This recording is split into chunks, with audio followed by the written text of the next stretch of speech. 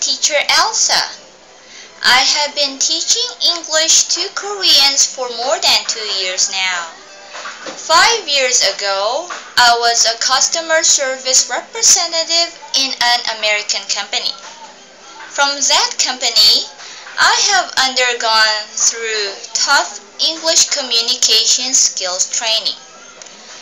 I attended a lot of trainings on how to teach ESL to different nationalities. I can teach students in different levels, like beginner to advanced. And also I can teach students in different ages, like from kids to adults. I am expert in teaching conversational English.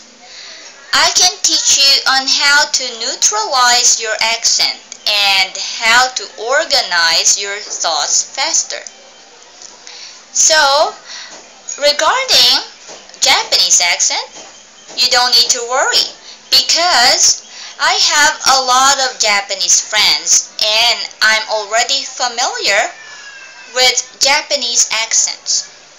So I'm hoping to be your teacher someday. So hope to see you soon and have a great day. Bye-bye.